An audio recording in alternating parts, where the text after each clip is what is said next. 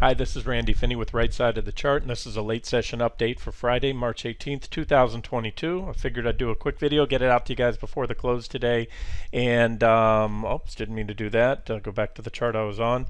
And share my thoughts. So here's what I'm going to do. I took a little shot today earlier. I'm gonna layer in. I'm gonna take some shorts home over the weekend. This breakout again, and I've said this recently, is bar none, without a close second, the most bullish setup I've seen in a long time on both the daily and weekly charts. But again, on the flip side, we're still below the key moving averages, and some of the long-term trend indicators still bearish, and that's what bear market rallies look like, if that's what this is. Now, this may be the start to new highs, but I like it right now. I think the risk reward for just very short term, for going into next week, is worth a shot. Here's what I'm going to show you, and again, it's aggressive, it's counter trend. This is, to short here is shorting on the heels of a breakout. Right there's our breakout. But yeah, like I said, I think I'm going to take a shot at my trading account here and add some back of those shorts. What you have is pretty good resistance here. I'm going to show it to you. It's even better on the daily chart. It's around 352, right about where we are. We're at 351 right now on QQQ. There's 352 as resistance, plenty of resistance overhead, and this is a big level up here. So you also have what I mentioned earlier, this very well-defined trend line we're walking up. And once that goes, since it's so well defined, you're likely to see a pretty quick reversal, is my guess. We'll see. So anyway, you're still above trend, and but you're coming right up on price resistance now. Let me show you what that looks like on the daily chart. Also, I'll mention here that we have an extreme overbought level. I had that extreme line at what is that, 75 and change. We're at 79 on the RSI. The last time we were this oversold was right. Overbought on the 60-minute time frame was right about here, and that happened. Then before that was just before this was during an uptrend, and now maybe that's what this is. In uptrends, it's more than common to see extreme overbought readings. So if this is the beginning of a larger uptrend, then guess what? We'll probably not have much, maybe not even any of a pullback right away. You can go a little higher for a while, but if it is a counter trend rally and what is still appears to be a downtrend now, I will say it's not, to me, certainly not an aggressive all-in, because we're coming up, we're challenging that previous reaction high right now. We're right about on that. And traders will look at these reaction highs as resistance, but if taken out, again, it doesn't completely mean, oh, now a new uptrend's overway, we're going to new highs, but it does actually call into question this previous downtrend. By downtrend, I'm talking about the series of lower highs and lower lows. That's a downtrend. So you start taking out these previous reaction highs one by one, and it's just telling you, hey, guess what? The downtrend is likely over. And you can take one out, and then you start taking 2, 3, and then you no longer have a clear downtrend. You just have at least at that point in time, you start getting you have what's a near-term uptrend. We can't call that yet, because here's the thing. This low was a new low, so we haven't put in a higher low yet. This is when you start having the makings of a new uptrend, when that starts to happen. Okay, so that's where we're at. But here's the thing. Let me go back to the charts. Here's the daily chart. Here's our fibs. And fibs are Fibonacci retracements. A lot of traders use those. So there's the all-time high from November in the Nasdaq 100. We had an almost equal high. I won't put fibs here because it's going to come in right around this level anyway. So that's, to me, the more significant high. Then we had the first big counter trend rally right there. That high, I'm going to move that line a little more accurate right on there. Then you had this one. So these are the big counter trend rallies. So I'm doing fib clusters here. That move down. All these moves are down into the lows. Number one. Counter trend rally number 2, and then this big counter trend rally right here, number 3. So these 3 major reaction highs all measured down to the lows, and I know it's hard to see in the video, but you have a Fibonacci cluster here of the move off the highs. You're right now almost perfectly, or close enough to it, just a hair below the 38.2 Fibonacci retracement level. That is right there where I drew that line. Just a hair under it, or a hair below where we are now, is the 61.8 of the move down, the 61.8% retracement of that Fibonacci level. Oh, that moved down. And then this one you are at just above. I wish I could make these lines brighter. I can't do that. There's a purple line. I'll just show you right here, and that's the 50% fib of that purple line right there. That one down. So it's a fib cluster. Doesn't have to stop things. They don't always. But that coupled with price resistance. Again, there's the 60-minute chart. Turn back on all our lines. You're at the 350, coming up on 352 price resistance, and here's what it looks like on the daily chart. You've got the this is a level that is pretty significant. Again, around 352. It says 351.68 right there. It was support along here. We broke it, tried to back test there. It was a major reaction low there, reaction low there. So it's not the best, but it's a decent one. That's why I have it colored up. And then of course you still have the moving averages up here. So so that's it. It's basically a shot into resistance, suspecting that we'll either on that close, if they don't ramp it into the close much higher, then they'll probably either take that trend line out today in the final minutes of trading, and possibly into next week, maybe on a gap down. And we'll see. We'll see if that happens. But again, not an aggressive. It's just a small layer in because it's a very counter trend trade. I was kind of feeling good, you know, and the trading account going mostly to cash lately, at least out of the indexes, trading crude oil and a couple other things. But I'll get to those in one second. That's it. That's what the market looks like. Still, again, above the key moving averages. On the weekly chart, this doesn't help, certainly. Calls things into question unless we fade hard into the close. I doubt it. By the time I get the video out, it's 334 now. That would have to be a pretty good reversal to get us back to that former first target level. And we've also, and the trend line, we're up about 3% now above the trend line as I had it drawn there. So again, the case can be made. This is nothing but bullish action, bullish engulfing candle this week and all that. So it's a speculative shot at just a pullback trade. Things are pretty frothy right now since we bottomed just a few days ago. The bottom of that wedge, we're up about in the Nasdaq 100 about 11% right now. So again, getting pretty stretched near term. Nothing but bullish everything that's happened this week. So I want to reiterate that. And so at this point in time, just looking for at least a little pullback trade heading into next week. SPY so far, another successful defense of this first target right here, that 450, 415.51 right there. Or was that the first? No, that was the first target up there. That became support more recently. I put that yellow line, the white line. I'm sorry, right here, the yellow line.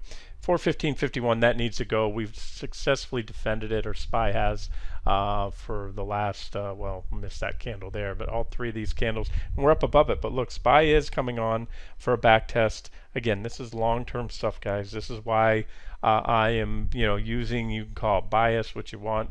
To me, I've always said I give the longer term charts a higher weighting. So again, just to be clear, it is aggressive. It's not definitely not an all-in moment to be short, but it's one that if we're going to fail, we're going to fail somewhere in here most likely with the SPY in very close proximity. It's right now, it's between the 200-day, or this is the weekly chart, so it's the same as a 200-day, but it's the 40-week exponential moving average and the 40-week. I'm sorry, the blue one's the simple moving average, and the red line's the exponential. And then above that is the big level where we broke down. So remember, QQQ is not even there yet, and QQQ has a ways to go before it even tests. And remember, once again, we already broke and back tested on 2 different weeks. The 200 days couldn't get through it and you fell. So we're below those. That's it.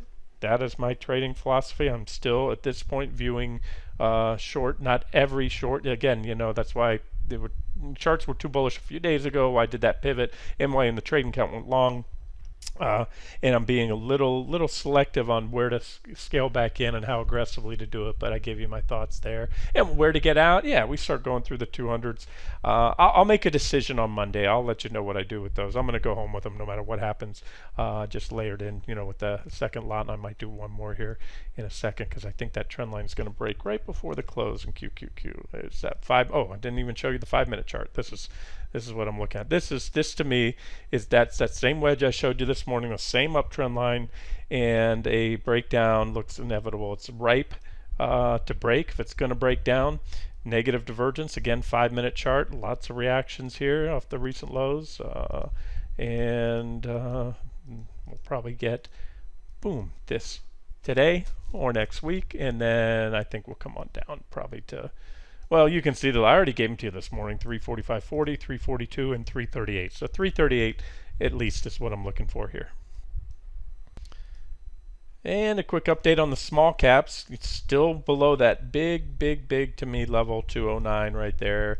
Year-long trading range, big breakdown, sell signal, first target hit, just like in QQQ and SPY, had a reaction, and so far IWM has successfully defended that level ever since hitting it all the way back here the week ending January 28th. But so it's above support but below resistance. This is big resistance here, and you basically have a little trading range there, just like you had a big old trading range there. And the story of this is, if it can pop that and the moving averages, sure, it's probably going to make another run towards the top of the trading range. If it gets rejected, which is what I favor because the key moving averages are above, we had a lot of big sell signals and everything else I've covered recently, including today's video on market breadth indicators, boom, you get a move down to my second target. And that would be about an 18% drop. The last time I mentioned, I believe it was the last time I mentioned a very objective shorting up, was right there when we back tested. And so they're still profitable at that point if you're swing or trend trading, because we haven't even hit that level. If we hit it again, same story. And so I actually like this, and I took this one also, by the way. I took it, so NQ, and I like this one as well, RTY, the small caps. Again, as a speculative play, we'll see. We get gapped up. We can gap up on Monday, and I get smoked on. I'll let you know my thoughts. And pre-market, if there's any big moves, I'll get something out to you guys on Monday. And again, if you're risk averse, it's a weekend. You can wait and see what happens next week. There's always risk when you take positions home into any night really, but in futures more so on the weekend. Around during the weekdays they trade around the clock. At night, so you can have stop losses that'll quantify or minimize your losses. When you go home on the weekend, even with futures, they're going to stop trading and they're not going to pick up again until Sunday evening. So keep that in mind. And of course, if you take a TZA, which is a 3-time short here, SQQQ or anything like that, you're not going to be able to do anything until Monday morning. So, all right, that's it. That MBII broke out yesterday. Just wanted to give you an update there. It's starting to pop above that first target zone. We're at 110 now. Now I don't expect fireworks today, but so far looking good. And I watch, the other fertilizer stocks. I need to see broad participation. They're hanging in there. The ones that have already popped. That's why I highlighted on MB. I traded it many times in the past, and I just wanted to say it's above that level, but not clearly above it. It's basically right around yesterday's highs right now, and we're going to probably end the day here. So probably, I still favor a move up to T2. That's still the final target. If T2 gets hit, take the money and run. This thing can blast. It could blast right on up to that 194-ish level. But so you can ride stops up if you want to. Just remember that if you're trailing stops up in a perfect world, if it traded 24/7 and at 3 in the morning on a Saturday evening it turned around and reversed, you'd get stopped out. Okay, looks like I hit the pause button, and sometimes that happens, it doesn't click. If I didn't cover MBII yet, I was just talking about it, and I realized as I went to pause it to go on to the next security, it started resuming the recording. It's weird, clunky recording software. If I didn't cover, I just wanted to say it's above the T1 zone. It's at 109 now, but really it's testing yesterday's high, so it's not a clear breakout. Just ticked up to 110. Anyway, not enough time in the trading session to really hit T2 today, but that's still my preferred target. This thing can run. You might want to, if you haven't taken full profits at T1 and you plan to take partial profits there, or you can just set a stop below if it gets a T2 or close to it and let it run. Try to run up here. I'll give you an update next week, but right now that's still my final target where I plan to take take the rest of the profits. I took some partial profits there just to lighten up. And then if we get up there, I'll take full profits. You know what I haven't updated in a while here? It's kind of been grinding around. Is lumber. Let me give you LB lumber futures. Lumber futures still looks like this. Still a short trade. We had that most recent bearish rising wedge, just like this one. That one broke down. It was a straight shot down with a little bit of little kicking around here when it put in that positive divergence right there, divergent low, rallied. It broke down here, and here's what I'm looking at. This was a big level. It was also the first target, 127 or 1227.50, and we already hit it once. We took it out. It was support. Support once broken becomes resistance. So this is where I want to see this trade remain above, and I think it will. And we'll go on down to hit my next target here. We already hit the these first three and reversed off that 1073 target. So that's still leaning towards another move down here, another leg down to at least that 1022. And the other one's silver and gold. I wanted to update that. This is what it looks like on my silver chart, 60-minute chart. You know, we put in that big divergent high, we ran away, gold hit its old previous bull market high, which was resistance. We had a correction, and we took out this trend line. These are the levels. So far, silver has held this 2465, 66 level, but it's kind of caught between a rock and a hard place. On this from this point of view right here, it took out that bullish falling wedge, which I like, and I'm still long in bullish silver. Had a run up there, but what happens, that first leg up hit the back test of the trend line, we had a pullback.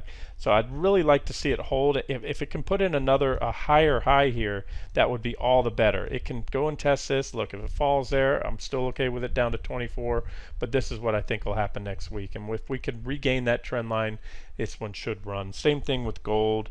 GLD or GC. Let's look at gold futures instead. Remember, the long-term chart is still constructive. We had the breakout on the weekly. There's the downtrend line, and that was our positive divergence here on the PPO. Broke above the trend line, and we're pulled back right now to the 919.46. So that offers an objective long entry here, and we haven't even had a back test yet. That's your next target, 1977 right there, and then so forth and so on. All right, I'm going to wrap it up here, and hopefully I can upload it quick enough and have YouTube render it. It's their end. I can upload pretty fast at fast upload speed. They have to render it. Then I'll get the video out to you guys, and maybe I'll include a couple static charts so for those that don't even have time to watch the video. And I'll show you that 5-minute wedge in QQQ as well as a 60-minute trend line and whatever else. All right, I'll wrap it up here. This is Randy Finney with Right Side of the Chart. Have a great weekend.